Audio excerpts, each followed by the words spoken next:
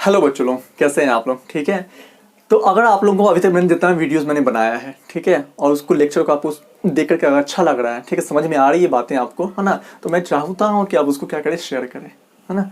चलिए, खैर, तो अगला जो आज हम लोग का चैप्टर है, ठीक, जिसका नाम क्या है, इलेक्ट्रिसिटी, है ना, जो कि फिजिक्स का एक चैप्टर है, क्लास 10th का। ये चैप्टर नंबर 1 ही मानिए इसको यहाँ पे, है ना, जो कि हमारे इलेक्ट्रिसिटी चैप्टर का है ये, फिजिक्स के अंदर में, है ना।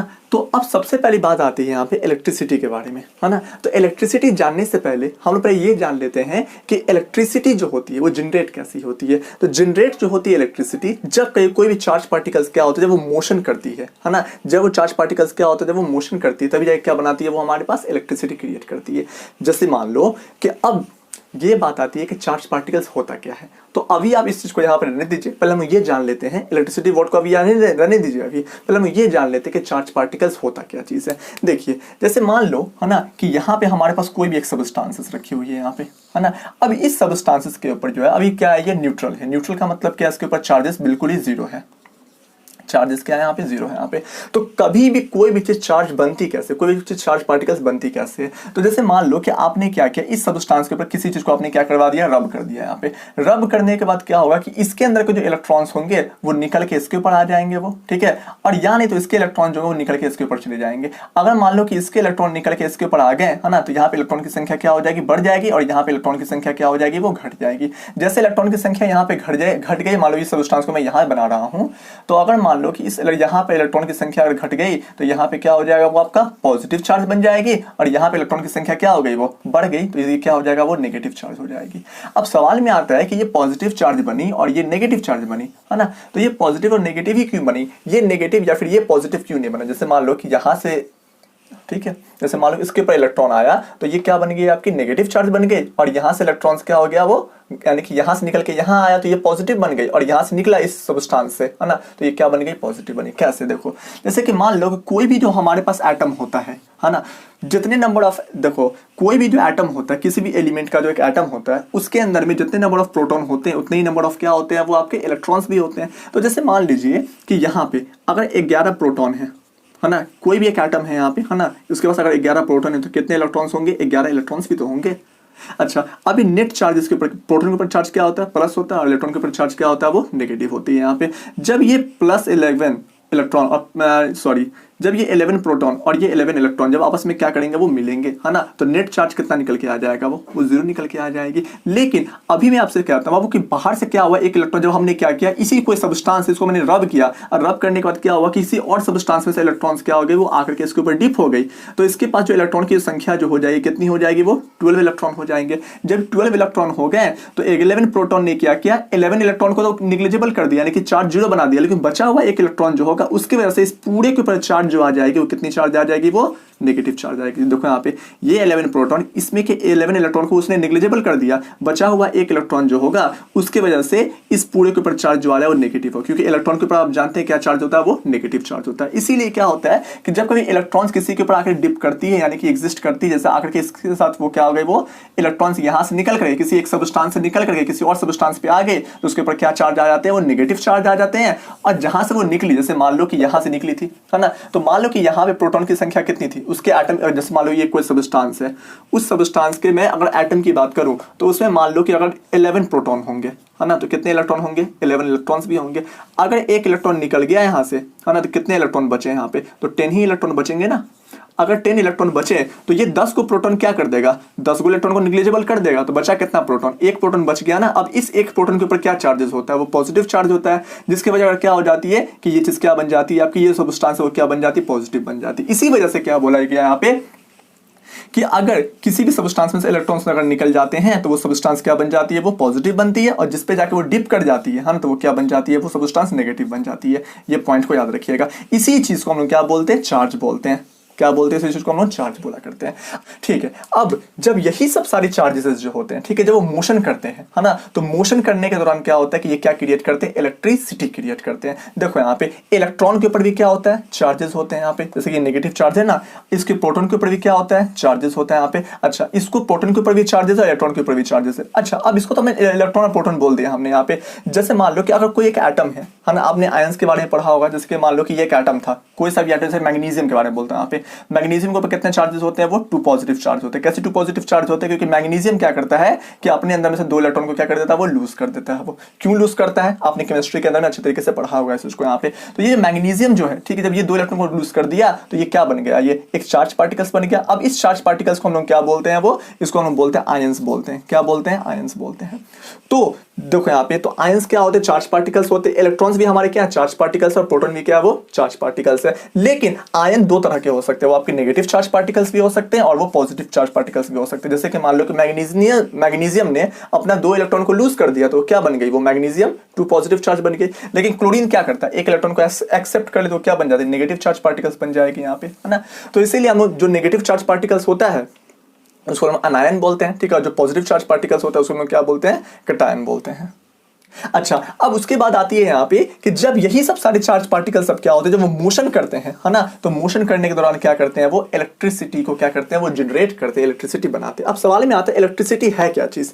तो इलेक्ट्रिसिटी अपने आप में ही क्या, वो एक एनर्जी का एक, इलेक्ट्रिसिटी अपने आप में ही क्या, वो एक एनर्जी का एक फॉर्म है यहाँ पे। अब सवाल में आता है कि ठीक है सर, ये बात हम लोग मानते हैं यहाँ पे कि इलेक्ट्रिसिटी अपने आप में ही क्या, वो एक एनर्जी का एक फॉर्म है। तो आपने जब क्लास 9th में रहे होंगे तो आपने एक चीज सीखा होगा कि एनर्जी कभी भी क्या नहीं हो सकती, क्रिएट नहीं हो सकती, और कभी भी एनर्जी क्या नहीं हो सकती है, वो डिस्ट्रॉय नहीं हो सकती है। तो फिर अगर एनर्जी जो क्रिएट नहीं हो सकती, एनर्जी डिस्ट्रॉय नहीं हो सकती, तो जब करंट जब इलेक्ट्रॉन फ्लो किए या फिर आयंस फ्लो किया तो वो एक इलेक्ट्रिकल एनर्जी कैसे बनाया। तो मैंने आपको ये बात पहले कभी बताया नहीं होगा, लेकिन यहाँ याद रखिएगा इस चीज को यहाँ पे कि जब कभी इलेक्ट्रॉन्स या फिर चार्ज पार्टिकल जब वो मोशन करते हैं, वो अपने पास ही क्या होता है, उसके पास एनर्जी होती है। और जब वो मोशन कर रहे होते हैं, इलेक्ट्रॉन सब क्या होते हैं, इलेक्ट्रॉन्स या फिर चार्ज पार्टिकल्स क्या होते हैं, वो जब वो मोशन कर रहे होते हैं, है ना, तो उस टाइम में क्या होता है कि मोशन करने के दौरान वो अपने अंदर की जो फंडामेंटल, देखो यहाँ पे इलेक्ट्रॉन क्या फंडामेंटल पार्टिकल्स है ना, उसके अंदर में ही क्या होती है, एनर्जी स्टोर्ड होती है यहाँ पे। और जब वो मोशन कर रही होती है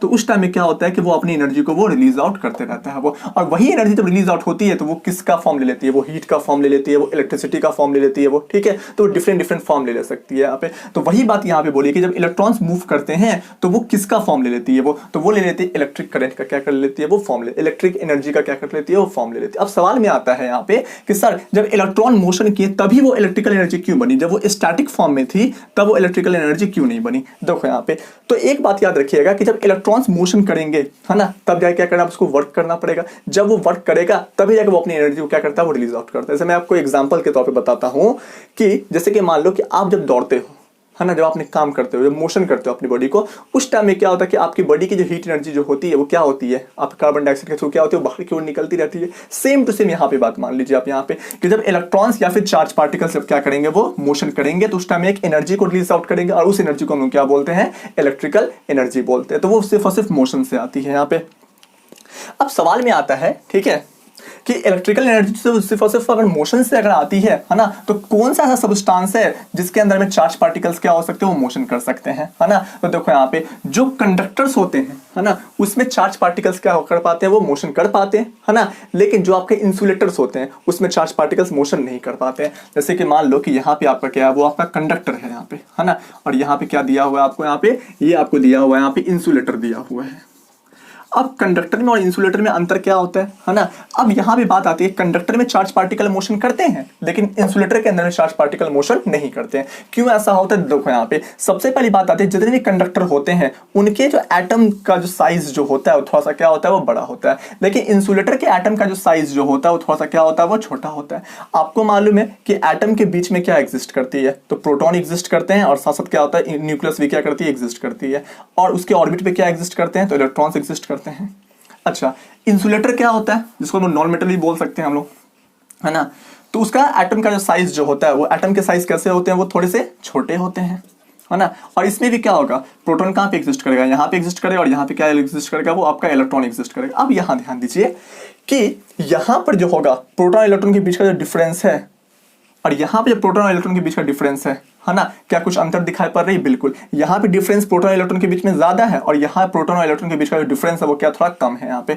अच्छा, इसके ऊपर पॉजिटिव चार्ज, इसके ऊपर negative charge, force of attraction होगा यहाँ पे, है ना, इसके ऊपर पॉजिटिव चार्ज, इसके ऊपर नेगेटिव, फोर्स ऑफ अट्रैक्शन होगा। लेकिन यहाँ पे फोर्स ऑफ अट्रैक्शन क्या होगा? कम होगा, और यहाँ फोर्स ऑफ अट्रैक्शन क्या होगा? वो ज्यादा होगा। क्योंकि देखो यहाँ पे जब दो चार्जेस आपस में क्या होते हैं, दूर होते हैं, है ना, तो फोर्स ऑफ अट्रैक्शन क्या होती है? उसकी कम होती है। जैसे नजदीक चले जाएंगे वो, जब चार्ज पार्टिकल्स का जब नजदीक चले जाते हैं तो फोर्स ऑफ अट्रैक्शन क्या होती है? वो ज्यादा होती है। जिसके वजह कर होता क्या चीज है कि इसके बीच का फोर्स ऑफ अट्रैक्शन बहुत ही कम होता है और यहाँ पे फोर्स ऑफ अट्रैक्शन इंसुलेटर के अंदर में ज्यादा होता है। तो इसके इलेक्ट्रॉन क्या होता है, हल्का सा भी इसको एनर्जी मिला यहाँ से बाहर से, है ना, तो ये इलेक्ट्रॉन क्या होते हैं? वो निकल जाते हैं। लेकिन यहाँ बहुत ज्यादा एनर्जी देने के बावजूद भी क्या नहीं होता, इसके इलेक्ट्रॉन नहीं निकल पाते, क्योंकि ये दोनों आपस में बहुत टाइटली बैंडेड होते हैं, बाउंड होते हैं, और ये उतना टाइटली बाउंड नहीं हो पाता। और जैसे यहाँ पे हल्की सी भी एनर्जी पड़ी, ये इलेक्ट्रॉन क्या हो जाते हैं? फ्री हो जाते हैं। तो इसीलिए कंडक्टर के पास क्या होते हैं? फ्री इलेक्ट्रॉन्स होते हैं, लेकिन इंसुलेटर के पास फ्री इलेक्ट्रॉन्स होते ही नहीं है। क्यों? क्योंकि ये इलेक्ट्रॉन निकल ही नहीं पाता है, क्योंकि इसके बीच का फोर्स ऑफ अट्रैक्शन बहुत ज्यादा होता है ना। अब जैसे ये इलेक्ट्रॉन निकल गए यहाँ बाहर में, है ना, तो ये क्या करेंगे? ये मोशन क्रिएट करेंगे। अब जैसे ये मोशन करेंगे तो वो क्या बना देगा? वो मैंने भी बताया था, जब कभी कोई भी चार्ज पार्टिकल्स मोशन करेगा, है ना, तो वो क्या क्रिएट करेगा? वो इलेक्ट्रिसिटी को क्रिएट करेगा। तो अब जैसे मान लो कि ये इलेक्ट्रॉन मोशन में करना स्टार्ट कर दिया, है ना, क्योंकि ये फ्री हो चुका है ना, तो अब जैसे मोशन करेगा तो ये क्या क्रिएट कर देगी? वो इलेक्ट्रिसिटी क्रिएट करेगी। अच्छा, अभी तक हमने ये पढ़ा यहाँ पे कि चार्ज पार्टिकल्स जब वो मोशन करेंगे, है ना, तो वो क्या करेंगे? इलेक्ट्रिसिटी क्रिएट करेंगे, है ना। अब ये सवाल मैं आपसे पूछता हूं कि बाबू कोई दूसरा मैटर है जो कि चार्ज पार्टिकल्स नहीं, चार्ज नहीं है वो, है ना, जब वो मोशन करेगा तो क्या वो इलेक्ट्रिसिटी कंडक्ट करेगा? जब कुछ अनचार्ज पार्टिकल, यानी कि जिसका चार्ज क्या वो जीरो है, जब वो मोशन करेगी, है ना, तो क्या उस टाइम में, है ना, क्या इलेक्ट्रिसिटी जनरेट होगी? जैसे कि मैं मान लो कि मैं यहाँ पे कोई भी मैटर बनाता हूँ जिसके पास चार्ज जो वो न्यूट्रल है, जीरो है ना, इसके पास कोई भी इलेक्ट्रॉन नहीं, यानी कि सॉरी, इसका चार्ज क्या वो जीरो है। जीरो का मतलब क्या होता है कि जितने नंबर ऑफ प्रोटॉन होंगे इसके अंदर में, उतने नंबर ऑफ क्या होंगे? वो इलेक्ट्रॉन्स भी होंगे इसके अंदर, इसलिए इसका चार्ज क्या वो जीरो है, इसका चार्ज। अच्छा, अगर मान लो कि मैं आपसे ये कहता हूं यहाँ पे, है ना, कि ये जो मैटर जो है, ठीक है, इसके पास चार्ज जीरो है ना, अगर ये मोशन करेगा तो क्या ये इलेक्ट्रिसिटी जनरेट करेगी? अभी मैंने आपसे कहा था कि नहीं बाबू। जब देखो एनर्जी जो स्टोर्ड होती है ना, वो फंडामेंटल पार्टिकल्स में स्टोर्ड होती है वो, है ना, और जब वो मोशन करती है तब जाके क्या होता है कि एनर्जी हमारा रिलीज आउट होता है ना। देखो यहाँ पे ये जो मैटर है इसके अंदर में इलेक्ट्रॉन्स एग्जिस्ट कर रहे होंगे, जब वो मोशन करेगी, है ना, तब तो ये चार्ज पार्टिकल्स बनेगा। क्यों ऐसा क्यों बोला? क्योंकि आपको मैंने पहले भी कहा था कि फंडामेंटल पार्टिकल्स ही क्या होते हैं, कि फंडामेंटल पार्टिकल्स का मतलब इलेक्ट्रॉन्स की मैं बात कर रहा हूं, यानी तो मैं चार्जेस की बात कर रहा हूं मैं। जब वो मोशन करेगा तभी जाके एनर्जी क्या करेगा? वो एग्जिस्ट करेगा। देखो यहाँ पे इसके पास एनर्जी नहीं होती है, इस मैटर के पास एनर्जी नहीं होती है, उसके फंडामेंटल पार्टिकल्स के पास, यानी कि जैसे मान लो उसके इलेक्ट्रॉन्स जो हो गए, है ना, या फिर उसके चार्जेस, जो भी चार्ज बनेगा, है ना, उसके पास क्या होता है? वो एनर्जी होता है। और जब वो मोशन करता है तभी जाके क्या होती है? वो हीट एनर्जी क्या होती है? एनर्जी निकलती है। एनर्जी किस फॉर्म में निकल जाएगी? वो तो वो हीट के फॉर्म में, ठीक है, हीट के फॉर्म में निकल सकती है, इलेक्ट्रिसिटी के फॉर्म में निकल सकती है, ठीक है, रेडिएशन के फॉर्म में निकल सकती है, ठीक है। चलिए खैर, तो ये पॉइंट को आप याद रखिएगा। देखो यहाँ पे अब सवाल में आता है यहाँ पे, है ना, कि दुनिया की जितनी भी सारी चीजें हैं, है ना, सिवाय हमारे फीलिंग्स को छोड़ करके दुनिया की हर एक चीज को हम लोग मेजर कर सकते हैं, यानी कि नाप सकते हैं, है ना। तो अब उसको नापने के लिए कोई ना कोई यूनिट का तो इस्तेमाल किया है। जैसे कि लेंथ को नापने के लिए आप किसका इस्तेमाल करते हो? मीटर का, किलोमीटर का इस्तेमाल करते हो, है ना। उसी पर उसका ऐसा यूनिट क्या होगा? तो जाहिर सी बात है किलोमीटर क्या, सॉरी मीटर क्या होगा उसका? वो ऐसा यूनिट होगा। वो वेट को नापने के लिए आप लोग क्या करें? किलोग्राम का, ग्राम का इस्तेमाल। उसी प्रकार से क्या होता है कि चार्जेस को भी नापने के लिए हम लोग किसकी आवश्यकता होती है? किसी न किसी यूनिट की आवश्यकता होती है ना। उसी यूनिट को हम लोग क्या बोलते हैं? कूलम बोलते हैं। क्या बोलते हैं उसको? हम लोग कूलम बोलते हैं। अब सवाल में आता है यहाँ पे, और उसका सिंबॉलिक रिप्रेजेंटेशन क्या है? वो आपका सी है यहाँ पे। अच्छा, अब सबसे पहली बात आती है कि ये चार्ज जो होता है ना, सबसे पहले फंडामेंटल पार्टिकल्स के ऊपर ही तो होगा, जाहिर सी बात है ना। तो अब यहाँ ध्यान दीजिए कि एक इलेक्ट्रॉन के ऊपर जो चार्जेस जो होती है वो कितनी होती है? 1.6 इंटू में 10 की पावर -19 कूलम। अच्छा, तो एक इलेक्ट्रॉन के पास इतने चार्जेस हैं, है ना, तो दो इलेक्ट्रॉन के पास कितने चार्जेस हो जाएंगे वो, है ना। तो आपको क्या करना पड़ेगा? 2 से मल्टीप्लाई करना पड़ेगा। 2 इंटू में 1.6 इंटू में 10 की पावर -19 कूलम, है ना। तो कितना हो जाएगा यहाँ पे? 6 दूना 12 का 2, कैरी कितना रहेगा? 1, 2 एकम 2 और एक कितना हो गया? 3.2 इंटू में 10 की पावर -19 कूलम। उसी प्रकार से 3 इलेक्ट्रॉन के पास चार्जेस कितने हो जाएंगे? तो आपको यहाँ पे फिर से मल्टीप्लाई करना पड़ेगा। 3 इंटू में 1.6 इंटू में 10 की पावर -19 कूलम। अच्छा, अब यहाँ पे कितना? 3 6 जा 6 3 18 का 8 कैरी कितना रहेगा 1 3 1 जा 3 और 1 कितना हो गया 4 4.8 इंटू में 10 की पावर माइनस 19 कूलम हो जाएगा यहाँ पे। तो इसका मतलब यहाँ पे ये आता है कि अगर एक इलेक्ट्रॉन के पास इतने चार्जेस, दो के पास कितने होंगे, इतने होंगे। उसी प्रकार से इन नंबर ऑफ इलेक्ट्रॉन्स, है ना, जैसे मान लो कि यहाँ पे एक इलेक्ट्रॉन, दो इलेक्ट्रॉन, तीन इलेक्ट्रॉन के पास इतने चार्जेस यहाँ पे, तो इन नंबर ऑफ इलेक्ट्रॉन के पास, इन का मतलब कितना ना, जैसे हमारे 100 electron, 200 electron, 300 electron, 300 electron charge जो भी, यानी कि इन का मतलब नंबर ऑफ इलेक्ट्रॉन्स की मैं बात कर रहा हूं यहाँ पे। तो उसी प्रकार से इन नंबर ऑफ इलेक्ट्रॉन्स के पास कितने चार्जेस होंगे, तो एक इलेक्ट्रॉन के पास अगर इतना चार्जेस है तो इन नंबर ऑफ इलेक्ट्रॉन के पास कितने चार्जेस हो जाएंगे, इन इंटू में 1.6 इंटू में 10 की पावर माइनस 19 कूलम होंगे वो, है ना। इतने चार्जेस क्या होंगे, इन नंबर ऑफ इलेक्ट्रॉन्स के पास होंगे, है ना। तो उसी प्रकार से यहां पे एक क्वेश्चन क्रिएट होगा, तो बताइए कि कितने सारे इलेक्ट्रॉन्स के पास, how many number of electrons have 1 coulomb of charges. इसी प्रकार से क्या होगा कि बताओ कितने सारे इलेक्ट्रॉन्स के पास कितना चार्जेस होगा, वो 1 कूलम चार्जेस होगा। ये बात बताना आपको यहाँ पे। तो यहाँ ध्यान दीजिए। अब सबसे पहली बात आती है यहाँ पे कि एक इलेक्ट्रॉन के पास कितने चार्जेस होते हैं। अब देखो यहाँ पे तो मुझे 1 कूलम का निकालना है यहाँ पे, है ना। तो यहाँ ध्यान दीजिए, तो यहाँ पे n कितना है, मुझे नंबर ऑफ इलेक्ट्रॉन मुझे मालूम नहीं, तो इसको आप n को n ही रखिएगा, है ना। इनटू में एक इलेक्ट्रॉन के ऊपर चार्जेस कितना होता है, तो इतना होता है, तो 1.6 इंटू में 10 की पावर माइनस 19 इक्वल टू क्या हो जाएगा, 1 हो जाएगा। तो n इक्वल टू कितना निकल के आ जाएगी, n इक्वल टू 1 अपॉन में 1.6 इंटू में 10 की पावर माइनस में 19। जब इसको आप ऊपर लेकर के जाओगे, जब आप इसको ऊपर लेकर के जाइएगा तो ये कितना हो जाएगा, 1 अपॉन में 1.6 इंटू में 10 की पावर 19। यानी कि इतने सारे इलेक्ट्रॉन्स अगर होंगे, यानी कि इतने सारे इलेक्ट्रॉन्स होंगे अगर, है ना, तो कितना कूलम चार्ज होगा, 1 कूलम चार्ज होगा। कितना कूलम चार्ज होगा, वो 1 कूलम चार्ज होगा वो, ठीक है। तो इसका मतलब यहाँ पे ये है कि एक इलेक्ट्रॉन के ऊपर इतना चार्ज, दो इलेक्ट्रॉन के पास इतना, यानी कि देखो यहाँ पे एक इलेक्ट्रॉन के ऊपर इतना चार्ज है, दो इलेक्ट्रॉन के पास चार्ज कितना हो जाएगा, 2 इंटू एक इलेक्ट्रॉन के ऊपर जितना चार्ज था उसको हमने मल्टीप्लाई कर दिया यहाँ पे, और सिंपल। तो उसी प्रकार से यहाँ ध्यान दीजिए कि एक कूलम चार्ज जो होगा कितने नंबर ऑफ इलेक्ट्रॉन्स के पास होगा, तो हमने क्या किया, n इंटू में एक इलेक्ट्रॉन के ऊपर कितना चार्ज होता है, इतना चार्ज होता है, तो बताओ इक्वल टू 1 कब होगा वो, तो n की वैल्यू निकालना पड़ेगा मुझे यहाँ पे। n की वैल्यू ये आ गई, इसका नंबर ऑफ इलेक्ट्रॉन, इतने सारे नंबर ऑफ इलेक्ट्रॉन्स होंगे तब जाकर के 1 कूलम चार्जेस होगा वो आपका। हाँ, एक बात और, जैसे मान लो कि ये चार्जेस कभी भी ये नहीं हो सकता 5 इंटू 10 की पावर माइनस 19 कूलम, क्योंकि एक बात मैंने आपको बताया था आपको कि वो सिर्फ और सिर्फ एक इलेक्ट्रॉन का मल्टीपल ही हो सकता है। जैसे कि मान लो एक इलेक्ट्रॉन के ऊपर कितना चार्ज था आपका, 1.6 इंटू में 10 की पावर माइनस 19 कूलम, है ना। दो इलेक्ट्रॉन के ऊपर कितना चार्ज था, 2 इंटू 1.6 इंटू में 10 की पावर माइनस 19 कूलम, है ना। 3 इलेक्ट्रॉन के ऊपर कितना चार्ज था, है ना, तो कितना लिखोगे आप वहां पे, 3 इंटू में 1.6 इंटू में 10 की पावर माइनस 19 कूलम यहाँ पे।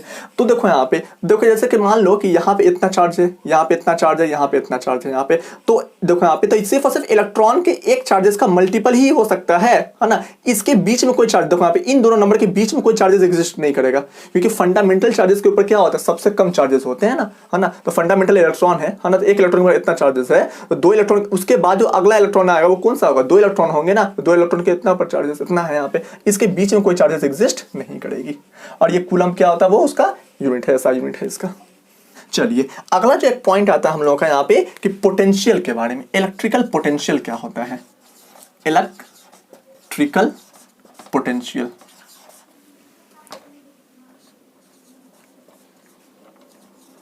पहले हम ये जान लेते हैं कि पोटेंशियल का मतलब क्या होता है, ठीक है। पोटेंशियल एनर्जी होती क्या चीज है। सबसे पहली बात आती है यहाँ पे, जैसे कि मान लो, है ना, कि आप कभी खेल रहे हो, है ना, तो आपके पास जैसे मान लो कि यहाँ पे एक गेंद रखी हुई है और ये आपका सरफेस है, मान लो कि ये सरफेस है ना। सरफेस का मतलब मान लो कि ये सरफेस है, ग्राउंड है, मान लो, ठीक, ग्राउंड ही रखिए इसको यहाँ पे, GROUND ग्राउंड है आपका यहाँ पे। ये बॉल जो आपके हाथ में यहाँ पे आपने ऐसे करके रख रखा है उसको यहाँ पे। अब मैं कहता हूँ कि अभी जो आपने इसको ऐसे रख रखा है, तो क्या इसके इस बॉल के पास एनर्जी है। एनर्जी का मतलब क्या होता है, the ability to do work, है ना। तो आप क्या हो, ये सर बिल्कुल इसके पास एनर्जी है। क्यों, क्योंकि देखो ये ग्राउंड से थोड़ा सा इतना ऊपर है ना, और ये इतना ऊपर है, तो हाइट की वजह से इसके ऊपर कितना एनर्जी आ जाएगा, mgh, है ना। क्लास 9th में पढ़ा होगा आपने, है ना। इतने हाइट की वजह से इसके पास जो एनर्जी आ जाएगी वो क्या आ जाएगी, वो mgh एनर्जी आ जाएगी। कि मास, इसके मास को ग्रेविटी के साथ मल्टीप्लाई कीजिए और जितना हाइट है उसके साथ मल्टीप्लाई कर दीजिए, तो यहाँ पे इसके पास जो एनर्जी आएगी वो क्या होगी, वो mgh। आपने क्या किया, अपनी बॉडी में से एनर्जी खपत करके, जैसे आपने बॉडी में से अपनी एनर्जी को खपत करके आपने इस बॉल को उठा करके यहाँ तक ले आया आपने, क्या किया, यहाँ से उठा करके आपने यहाँ तक ले आया। अब इसका हाइट कुछ ना कुछ हो जाएगा, मान लो इसका हाइट अब हो गया h2 हो गई वो, तो अब जो इसके पास जो एनर्जी होगी वो कितनी हो जाएगी, मास g और h का 2। तो मान लो कि इसके पास जो एनर्जी निकल के आई वो एनर्जी आपकी वो 20 जूल है ना, और इसके पास जो एनर्जी है वो मान लेते हैं कुछ समय के लिए कि वो कितना है, वो 50 जूल है। अब सवाल में यहाँ पे ये आता है कि सर इसके पास एनर्जी कम है और इसके पास एनर्जी ज्यादा है। अब सवाल में आता है कि इसके पास एनर्जी ज्यादा है, इसके पास एनर्जी कम, तो इसका मतलब है कि इसके पास जो पोटेंशियल एनर्जी, देखो यहाँ पे जब कभी एनर्जी स्टोर्ड फॉर्म में होती है उसको हम लोग क्या बोलते हैं, पोटेंशियल। और जब कभी एनर्जी क्या होती है कि मोशन, जैसे मान लो कि कोई चीज चल रही है उसके पास कौन सी एनर्जी है, काइनेटिक एनर्जी है, लेकिन ये तो बॉल स्टोर्ड फॉर्म, जैसे मान लो हमने इसको अपने हाथ में रख रखा है तो इसका मतलब ये स्टोर्ड फॉर्म एनर्जी है। तो ऐसे एनर्जी को हम लोग क्या बोलते हैं, पोटेंशियल एनर्जी बोलते हैं। तो अब मुझे देखो यहाँ पे कि ये एनर्जी और ये एनर्जी यहाँ पे क्या वो डिफरेंस है दोनों के बीच में, एनर्जी का जो यहाँ पे क्या अंतर है। तो अब ये एनर्जी का जो यहाँ पे ये अंतर है, तो अब मैं आपसे पूछता हूं कि बाबू अगर मैं इस बॉल को छोड़ दूं और इस बॉल को मैं छोड़ दूं, है ना, जैसे मान लो कि मैंने इस बॉल को छोड़ा, तो क्या ये बॉल यहां से यहां जाएगा, यहां पे ग्राउंड पे कितनी एनर्जी होगी, वो 0 जूल एनर्जी होगी, है ना। तो ये बॉल यहां से यहां जाएगा या फिर यहां से यहां जाएगा, तो आप क्या बोलोगे कि सर ये बॉल यहां से यहां जाएगा। इसका मतलब है कि ये हायर पोटेंशियल से, यानी कि इसकी पोटेंशियल एनर्जी यहाँ पे 20 और यहाँ पे क्या है, ग्राउंड पे 0 जूल है यहाँ पे, तो ये बॉल कहां जाना पसंद करेगा, वो हायर पोटेंशियल से लोअर पोटेंशियल, यानी कि 20 से 0 की तरफ जाना स्टार्ट करेगा। लेकिन अगर मैं बोलूं कि ये बॉल के बारे में, तो क्या ये बॉल जो है 50 जूल से क्या ऊपर की तरफ जाएगी, वो जहां पे हायर पोटेंशियल है, नहीं, ये कहां जाएगी, वो नीचे की ओर आना स्टार्ट कर देगी वो, यानी कि हायर पोटेंशियल से लोअर पोटेंशियल की तरफ क्या होगी वो, यानी कि हायर पोटेंशियल एनर्जी से वो लोअर पोटेंशियल एनर्जी की तरफ क्या होगी, वो चल के आना स्टार्ट कर देगी। इसका मतलब ये है कि जब कभी भी कोई भी चीज जो फ्लो हो सकती है वो हमेशा ये कोशिश करती है कि मैं हायर पोटेंशियल से लोअर पोटेंशियल की तरफ क्या करूं, मैं चलूं, उसी को हम लोग क्या बोलते हैं, पोटेंशियल का डिफरेंस बोलते हैं। तो अब यहां ध्यान दीजिए कि इन दोनों के बीच में कितने पोटेंशियल एनर्जी का अंतर, अब क्या बोले सर 30 जूल के पोटेंशियल का एनर्जी का डिफरेंस है। अगर ये पोटेंशियल का ये अंतर ना होता तो क्या ये चीज यहां से यहां आती, बिल्कुल नहीं आती। एक एग्जांपल देखिए और देख लीजिए, जैसे मान लो कि हमारे पास ये एक टैंक है, एक और टैंक यहां पे रखी हुई है। अब इस टैंक में यहां तक पानी भरा हुआ है और इस टैंक में सिर्फ और सिर्फ पानी कहां तक भरी पड़ी हुई है, यहां तक भरी पड़ी हुई है यहाँ पे। अब मैंने क्या किया है यहाँ पे, है ना, कि मैंने यहां से एक तरह का ब्लॉक बना दिया है यहाँ पे, और मैंने एक पाइप को मैंने कनेक्ट कर दिया यहाँ पे इस तरीके से, है ना। अब पानी तो इसमें यहां तक भरी पड़ी हुई है और पानी इसमें यहां तक भरी पड़ी हुई है यहाँ पे। अब मुझे बताओ कि ये पानी यहां से निकल के यहां पे आएगी या फिर ये पानी यहां से निकल के यहां पे जाएगा। अब जाहिर सी बात आप क्या बोलोगे कि सर यहाँ पे पानी का कॉन्सेंट्रेशन ज्यादा है ना, और यहाँ पानी की कॉन्सेंट्रेशन क्या है, वो कम है। तो जाहिर सी बात है कि यहाँ से पानी निकल के कहाँ की तरफ आएगी, वो यहाँ की तरफ आएगी वो, है ना, क्योंकि यहाँ पोटेंशियल क्या है, ज्यादा। क्यों ज्यादा पोटेंशियल, इसके पास पानी के पास क्या हाइट ज्यादा है, हाइट ज्यादा हुआ तो इसका मतलब कि mgh, है ना, हाइट ज्यादा होने की वजह क्या हो गया कि यहाँ पे एनर्जी ज्यादा होगी और यहाँ पे हाइट क्या पानी का कम है, तो यहाँ पे mgh2, यहाँ पे हाइट कम है तो इसका एनर्जी यहाँ पे क्या कम होगा और यहाँ पे एनर्जी क्या ज्यादा होगी यहाँ पे। लेकिन कौन सी एनर्जी, पोटेंशियल एनर्जी इसकी ज्यादा और इसकी पोटेंशियल एनर्जी क्या वो कम है, तो ये पानी यहाँ से निकल करके यहाँ की ओर क्या होगी, वो जाना स्टार्ट करेगी। तो अब यहाँ ध्यान दें, इसकी पोटेंशियल मान लो कुछ समय के लिए कि 60 जूल है, एनर्जी होती है वो जूल के फॉर्म में क्या करते हैं उसको हम लोग इंडिकेट, यानी कि जूल इसका एसआई यूनिट होता है एनर्जी का। मान लो कि इसकी एनर्जी कितनी है, वो जाहिर सी बात कम ही ना होगी, 30 जूल है, तो पानी यहाँ से निकल के यहाँ की ओर क्या होगी, जाना स्टार्ट कर देगी। लेकिन अगर मैं बोल दूं कि बाबू कि दोनों का कॉन्सेंट्रेशन अगर बराबर मैं कर दूं और दोनों की एनर्जी को मैं बराबर कर दूं, मैं पानी यहाँ तक भर गया, अब मैं आपसे पूछूं कि वो बताओ कि यहाँ पे क्या पानी यहाँ से निकल के अब यहाँ की तरफ जाना स्टार्ट करेगी वो, तो बोलो नहीं सर, क्योंकि अब दोनों की हाइट क्या बराबर हो चुकी है और दोनों के पास जो एनर्जी जो है ना, वो क्या बिल्कुल बराबर है। इसका मतलब कि इन दोनों के बीच अब पोटेंशियल का कोई भी अंतर, यानी कि यहाँ पे का पोटेंशियल भी 60 और यहाँ पे का पोटेंशियल 60, तो अब अंतर तो है ही नहीं पोटेंशियल का। अगर पोटेंशियल का अंतर ही नहीं है ना, तो क्या यहाँ से लेके यहाँ तक फ्लो करेगा, बिल्कुल नहीं फ्लो करेगा। तो वही बात जो है ना, तो वही बात हमारे इलेक्ट्रिसिटी के लिए भी आती है। तो इलेक्ट्रिसिटी में भी जो चार्जेस जब फ्लो करते हैं, तो जब तक पोटेंशियल का अंतर ना हो तब तक इलेक्ट्रॉन जो है, ठीक है, कैसे मोशन में, जैसे मान लो कि मैं आपको एक एग्जांपल देता हूं आपके पास यहाँ पे, है ना, कि यहाँ पे एक तार है ना। अब इस तार के अंदर में यहाँ पे इलेक्ट्रॉन्स है और यहाँ पे भी क्या कुछ इलेक्ट्रॉन्स है, तो यहाँ पे तो वही बात आती है हमारे इलेक्ट्रिसिटी के अंदर में, है ना, कि इलेक्ट्रिसिटी के अंदर में भी अगर दो टर्मिनल के पॉइंट में, है ना, क्या ना हो जाए, पोटेंशियल का अंतर ना आए, तब तक यहाँ से क्या नहीं होगा, चार्ज पार्टिकल्स मोशन इस साइड से इस साइड मोशन नहीं करेंगे, है ना। तो अब वही बात आती है कि इसमें भी क्या होना, इलेक्ट्रिसिटी के अंदर में भी क्या होना चाहिए कि आपको कहीं से कहीं भी इलेक्ट्रिसिटी को लेके जानी है, तो पोटेंशियल में क्या लाना चाहिए, आप लाना होगा, आपको वो अंतर लाना होगा, तभी जाकर के वो चीज क्या करेगी, वो मोशन करेगी। इलेक्ट्रॉन मोशन करेगा, है ना। तो अगर इलेक्ट्रॉन जब तक ठीक है, जब तक इलेक्ट्रॉन मोशन नहीं करेगा या फिर चार्ज पार्टिकल्स मोशन नहीं करे तब तक इलेक्ट्रिसिटी बनेगी कैसे। तो अगर मुझे इलेक्ट्रिसिटी बनानी है तो मुझे सबसे पहले काम कर क्या करना है कि दो टर्मिनल अगर है हमारे, है ना, तो एक टर्मिनल पे हायर पोटेंशियल रखना पड़ेगा, एक टर्मिनल पे लोअर पोटेंशियल रखना पड़ेगा, तभी जाके इलेक्ट्रॉन्स क्या होंगे, वो मोशन करेंगे इस साइड से इस साइड। चलो तो एक एग्जांपल देख के देखता हूं यहाँ पे। जैसे मान लो बाबू यहाँ पे, है ना, कि सबसे पहले यहाँ पे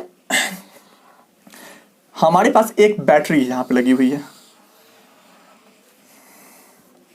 अब ये बैटरी जो है यहाँ पे, है ना, ये बैटरी जो गौर से देखिए यहाँ पे, अब इस बैटरी के अंदर कुछ ना कुछ केमिकल रिएक्शंस हो रहे होंगे यहाँ पे, है ना। अब केमिकल रिएक्शन होने के बाद क्या होता है कि इस टर्मिनल पे, यानी कि इस तार, जैसे मान लो कि ये तार है, यहाँ पे क्या हो रहा है कि केमिकल रिएक्शन होने के बाद हर सेकंड में 4 इलेक्ट्रॉन यहाँ पे आ रहे हैं।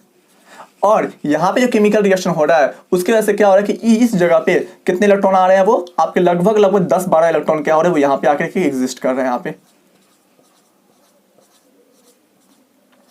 तो अगर आप यहाँ पे देखिएगा थोड़ा सा, है ना, यहाँ पे अगर आप देखिएगा गौर से, तो यहाँ पे इलेक्ट्रॉन की डेंसिटी ज्यादा है और यहाँ पे इलेक्ट्रॉन की डेंसिटी क्या है, वो कम है। तो अब यहाँ पे इलेक्ट्रॉन की डेंसिटी ज्यादा और यहाँ पे इलेक्ट्रॉन की डेंसिटी अगर कम है तो जाहिर सी बात है कि इलेक्ट्रॉन्स जो यहाँ से निकल करके किधर की तरफ जाना स्टार्ट कर देंगे, वो इधर से निकल करके वो इलेक्ट्रॉन इधर की तरफ जाना स्टार्ट कर देंगे यहाँ पे, है ना। तो इलेक्ट्रॉन का मोशन जो होगा किस प्रकार से हो जाएगा वो, यानी कि ये अच्छा ठीक है। तो यहाँ पे कॉन्सेंट्रेशन अगर ज्यादा हो गया, है ना, तो जाहिर सी बात है कॉन्सेंट्रेशन अगर यहाँ पे ज्यादा है तो इलेक्ट्रॉन मोशन करेगा इस साइड से वो इस साइड की तरफ, और यहाँ पे इलेक्ट्रॉन का कॉन्सेंट्रेशन क्या कम है, तो इसका मतलब क्या है कि ये इलेक्ट्रॉन क्या करता रहेगा, वो एक्सेप्ट करता रहेगा। कब तक ये इलेक्ट्रॉन यहाँ पे आता नहीं, जब तक दोनों साइड का इलेक्ट्रॉन क्या ना हो जाए, इक्विलिब्रियम केसेस में। इक्विलिब्रियम का मतलब कि यहाँ पे इलेक्ट्रॉन की संख्या और यहाँ पे इलेक्ट्रॉन की संख्या जब तक बराबर ना हो जाए तब तक ये इलेक्ट्रॉन क्या करेगा, वो मोशन करता ही रहेगा। इसका मतलब कि इन दोनों के बीच में क्या आ गया, पोटेंशियल, यानी कि एनर्जी का अंतर आया ना। जाहिर सी बात है एनर्जी का तो अंतर आएगा ही आएगा, है ना। एनर्जी का अंतर आया और उस एनर्जी को हम लोग क्या बोलते हैं, पोटेंशियल एनर्जी बोलते हैं, क्योंकि ये स्टोर्ड एनर्जी है ना। अब पोटेंशियल एनर्जी का अंतर आया यानी कि उसी को हम लोग क्या बोलते हैं, पोटेंशियल डिफरेंस बोलते हैं, है ना। तो यहाँ पे भी पोटेंशियल होगा और यहाँ पे पोटेंशियल होगा, लेकिन यहाँ पे का पोटेंशियल कम है लेकिन यहाँ पे का पोटेंशियल एनर्जी ज्यादा है। तो जब पोटेंशियल एनर्जी के बीच में अगर अंतर आ गई तो उसी को हम लोग क्या बोलते हैं, पोटेंशियल डिफरेंस बोलते हैं। जैसे मान लो कि यहाँ पोटेंशियल एनर्जी आपका दिया हुआ 30 जूल दिया हुआ है और यहाँ पे पोटेंशियल एनर्जी जो दिया हुआ है वो कितना दिया आपको, वो 20 जूल है। पोटेंशियल डिफरेंस कितना हो जाएगा, यहाँ पे 10 जूल का हो जाएगा। इसी 10 जूल को हम लोग क्या बोलते हैं, पोटेंशियल डिफरेंस बोलते हैं। और जब तक ये पोटेंशियल का अंतर, पोटेंशियल डिफरेंस का मतलब ENCE होता है इसका स्पेलिंग, है ना। और जब तक ये पोटेंशियल का अंतर नहीं होगा तब तक इलेक्ट्रॉन्स फ्लो नहीं करेंगे, इलेक्ट्रॉन या फिर चार्जेस फ्लो नहीं करेंगे। तो जब तक पोटेंशियल का अंतर नहीं है तब तक चार्जेस क्या नहीं करेंगे, फ्लो नहीं करेंगे। तो चार्जेस को फ्लो करवाने के लिए हमको क्या चाहिए, दोनों के पीछे पोटेंशियल का अंतर चाहिए। अब सवाल में आता है यहाँ पे कि सर यहाँ पे 30 जूल एनर्जी है और यहाँ पे 20 जूल एनर्जी है, तो काम जो होगा, है ना, इलेक्ट्रॉन जो यहां से निकल के यहां की तरफ जब चलेंगे, है ना, तो काम जो होगा वो काम कितना होगा। तो आप बोलो सर 30 जूल का काम होगा, नहीं। 20 जूल का काम होगा, नहीं। तो कितने जूल का काम होगा, 10 जूल का काम होगा। जब इलेक्ट्रॉन्स यहां से निकल के यहां की तरफ जब चलेंगे तो कितने जूल का काम होगा, वो 10 जूल का काम होगा यहाँ पे। तो इसका मतलब यहाँ पे ये कि पोटेंशियल डिफरेंस कितना हो जाएगा, वो आपका 10 जूल कहलाएगी। और यही 10 जूल क्या करती है, वो आपकी वर्क करके देती है। पोटेंशियल डिफरेंस ही क्या होती है, जैसे मान लो कोई ऑब्जेक्ट है, ये ऑब्जेक्ट यहां से चलते हुआ आई यहाँ पे, और ये ऑब्जेक्ट मान लो मेरे हाथ यहां से चलते हुआ आई यहाँ पे। इसके पास जो एनर्जी है वो कितनी, 15 जूल है। इसके पास जो एनर्जी है वो कितनी है, वो 10 जूल है। अब जब ये आपस में टकराएगी वो, है ना, तो इसके पास कम एनर्जी और मेरे हाथ के पास क्या एनर्जी ज्यादा है ना। कितना ज्यादा, 5 ज्यादा है। तो 5 एनर्जी की वजह से, 5 जूल एनर्जी की वजह से ये क्या हो जाएगी, वो इस साइड मोशन करेगी। और जब ये इस साइड वो मोशन कर रही होगी तो इसके ऊपर जो ये वर्क कर रहा होगा इस साइड में जाने की वजह से, है ना, वो कितने जूल एनर्जी की वजह से वर्क कर रहा होगा। तो क्या 15 जूल की एनर्जी की वजह से कर रहा होगा, नहीं। सिर्फ और सिर्फ 5 जूल एनर्जी की वजह से इस साइड वो वर्क कर रहा होगा। क्योंकि ओवरऑल यानी कि देखा जाए, है ना, तो 10 जूल एनर्जी इस साइड से आया, है ना, और 15 जूल एनर्जी क्या हो, वो इस साइड से। ओवरऑल एनर्जी कितनी बची, वो 5 जूल। अब वही 5 जूल क्या हो रहा है, वो कि इसको इस साइड क्या कर रही है, मोशन करवा रही है। तो इसका मतलब वही है कि इलेक्ट्रॉन जो भी मोशन करेगा, है ना, तो किसके वजह से मोशन करेगा, क्या इस एनर्जी की वजह से, नहीं। क्या इस एनर्जी की वजह से, नहीं। तो जो पोटेंशियल डिफरेंस हो, यानी कि जो इन दोनों की एनर्जी के बीच का जो अंतर होगा, उसी अंतर की वजह से क्या होगा कि जो भी चार्जेस होंगे वो इस साइड से इस साइड की तरफ जाएंगे। जब इलेक्ट्रॉन जहां से निकल के जहां तक जाते हैं उसको हम क्या बोलते हैं, नेगेटिव बोलते हैं, और जहां पे वो जाती है उसको हम क्या बोलते हैं, पॉजिटिव टर्मिनल बोलते हैं। तो खैर, तो इसको हम क्या, पोटेंशियल डिफरेंस, ये बात समझ में आ रहा है आपको यहाँ पे, है ना, कि पोटेंशियल डिफरेंस होता क्या चीज है। खैर, अब अगला टॉपिक पे आते हैं हम यहाँ पे कि पोटेंशियल डिफरेंस को हम निकालेंगे कैसे। कैसे हम लोग समझ सकते हैं हम लोग यहाँ पे? तो पोटेंशियल डिफरेंस जो होता है ना, पीडी का मतलब पोटेंशियल डिफरेंस, इसको हम लोग चाहे तो एक और भी नाम दे दिया जाता है, इसको हम लोग बोलते हैं वोल्ट बोल सकते हैं, है ना। पोटेंशियल डिफरेंस का एक और ऐसा दिया गया, क्या इसको वोल्ट दिया गया यहाँ पे। तो अब V जो होगा, है ना, वो V कितना हो सकता है?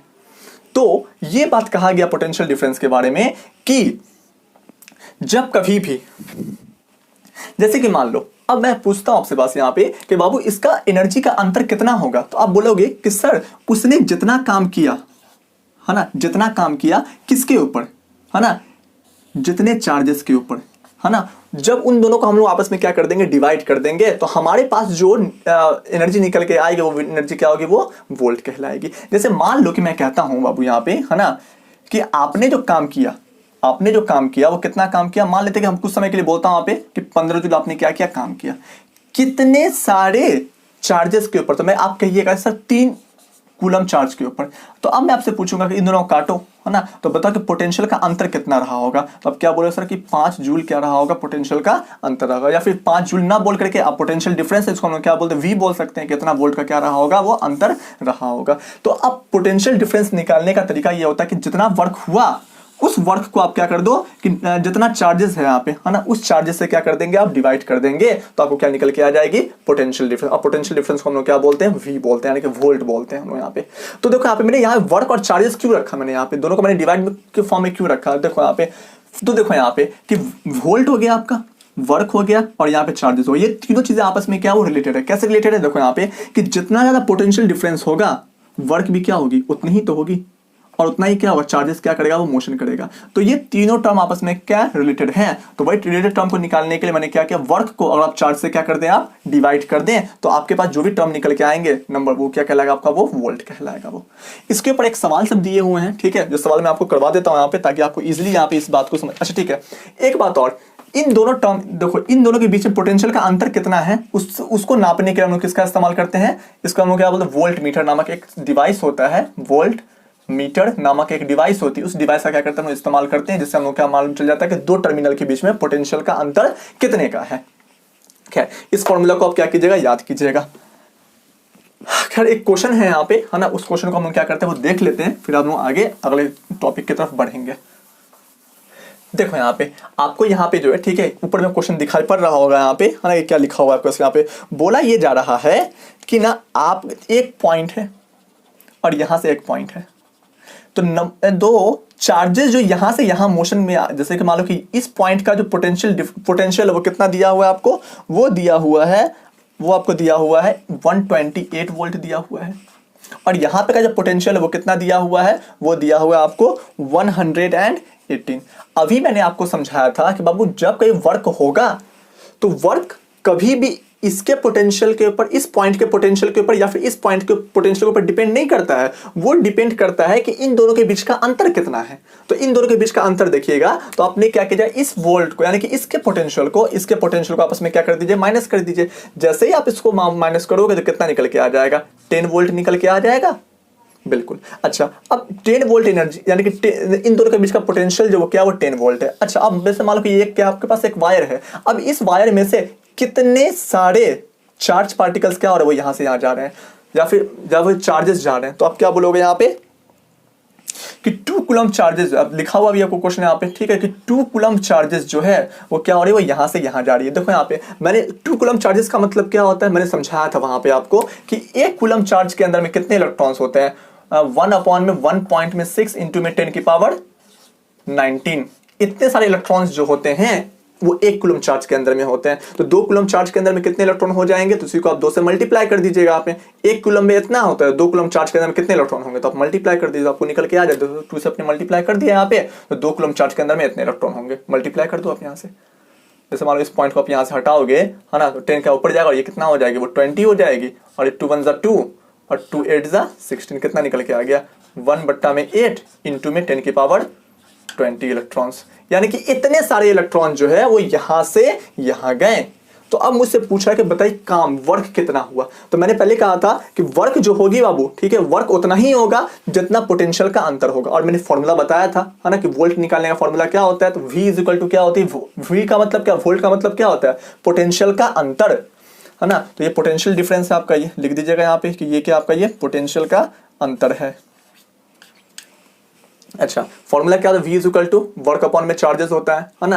तो V कितना दिया हुआ आपका यहाँ पे 10 वोल्ट है, तो 10 वोल्ट को आप यहाँ पे रखें इक्वल टू वर्क कितना है नहीं मालूम, कितना काम हुआ है, तो कितना काम हुआ तो यहाँ पे आप क्या रखें वर्क को आप वर्क ही रहने दीजिए। चार्जेस, कितने चार्जेस को यहाँ से यहाँ लाया गया, तो 2 कूलम चार्जेस को तो आप 2 को यहाँ पे रखें। यहाँ पे क्रॉस मल्टीप्लीकेशन कीजिएगा तो वर्क कितना निकल के आ जाएगा, 10 दूना 20 निकल के आ गया। और वर्क का जो SI यूनिट होता है वो क्या होती है, वो जूल होती है,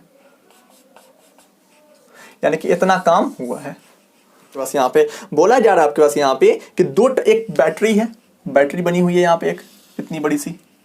अब इन बैटरी में 2 टर्मिनल्स लगे हुए हैं यहाँ पे, एक टर्मिनल यहाँ पे है और एक टर्मिनल यहाँ पे।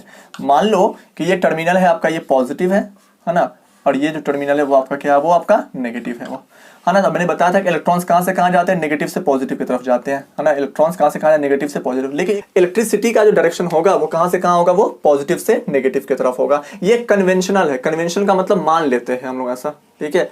बाद में जब क्लास 12 में जब जाइएगा, है ना, तो आपको और डीपली नॉलेज मिलेगा वहाँ पे। लेकिन आप सिर्फ क्लास 10 के लेवल पे बस यही जानिए कि इलेक्ट्रॉन जिस साइड मूव करता है तो इलेक्ट्रिसिटी का डायरेक्शन क्या होता है, उसके अपोजिट होता है। तो इलेक्ट्रॉन कहाँ से कहाँ मूव करता है, वो नेगेटिव से पॉजिटिव की तरफ। तो जाहिर सी बात है कि इलेक्ट्रिसिटी कहाँ से कहाँ जाएगा, पॉजिटिव से वो नेगेटिव की तरफ जाएगा। तो डायरेक्शन हम कैसे लिखते हैं इलेक्ट्रिसिटी का, वो ऐसे लगाएंगे, क्योंकि जो इंडिकेट कर रही है, जो इस बात का इंडिकेशन कर रहा है यहाँ पे कि हाँ हमारा करंट जो है वो इस साइड से इस साइड की तरफ क्या कर रहा है, वो मोशन कर रही है यहाँ पे। खैर क्वेश्चन में देखिए, यहाँ पे क्वेश्चन में क्या बोला गया यहाँ पे कि 2 टर्मिनल है यहाँ पे, है ना। अब इस टर्मिनल पे बोला गया यहाँ पे the potential difference between the 2 terminal. देखो यहाँ पे मुझे इन दोनों टर्मिनल का क्या दिया हुआ है, पोटेंशियल डिफरेंस दिया हुआ है। अब यहाँ बात आएगी यहाँ पे कि पोटेंशियल डिफरेंस जो है इतना वोल्ट, इसका पोटेंशियल नहीं है, इसका पोटेंशियल नहीं, इसके बीच का जो अंतर है पोटेंशियल का वो मुझे दिया हुआ है। और वही क्या करती है, वही तो वर्क करती है, मैंने बताया अभी था आपको।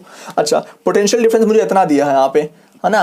अब मुझे बोला गया आपके पास यहाँ पे कि चार्जेस जो है ना, वो कितना है, वो आपका 20 कूलम चार्जेस है। तो बताइए कि 20 कूलम चार्जेस को ले जाने में कितना वर्क करना पड़ेगा।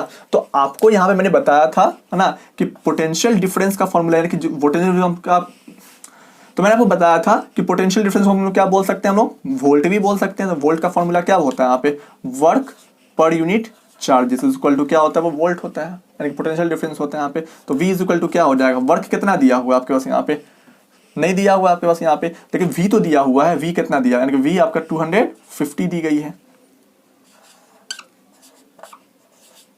इज इक्वल टू वर्क कितना है मुझे मालूम नहीं है।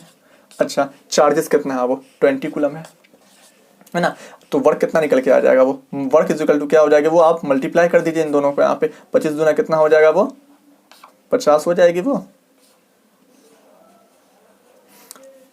चल नहीं रहा है ये, थोड़ा सा ठीक, कल मैं इसमें इंक रखवा दूंगा क्योंकि इंक खत्म भी हो चुकी है वो, है ना। अब यहाँ पे कितना हो जाएगा, 25 दूना 50, ये एक जीरो, ये एक जीरो, कितना जीरो हो जाएगा, यहाँ पे 2 जीरो आ जाएगी यहाँ पे, इतना जूल, यानी कि वर्क का SI यूनिट क्या होता है, वो जूल में ही होती है। वो इतना जूल एनर्जी क्या हो रहा है, वो खपत, यानी कि इतनी जूल एनर्जी क्या होता है कहाँ पे, तो इस टर्मिनल से इस टर्मिनल तक, ये आपका नेगेटिव टर्मिनल होगा। तो इस टर्मिनल से इस टर्मिनल तक, इस टर्मिनल से इस टर्मिनल तक, है ना, इलेक्ट्रॉन्स को जाने में कितना वर्क करना पड़ा, कितने इलेक्ट्रॉन को जाने में, 20 कूलम इलेक्ट्रॉन को जाने में। अब यहाँ पे 20 कूलम चार्जेस को जाने में। तो इस पोटेंशियल, इस नेगेटिव टर्मिनल से पॉजिटिव टर्मिनल तक जाते जाते, है ना, 20 कूलम चार्जेस को जाते जाते कितना एनर्जी खपत करना पड़ा, यानी कितना वर्क करना पड़ा। तो कितना वर्क करना पड़ा यहाँ पे, 500 जूल वर्क क्या होना करना पड़ा, उसको करना पड़ा।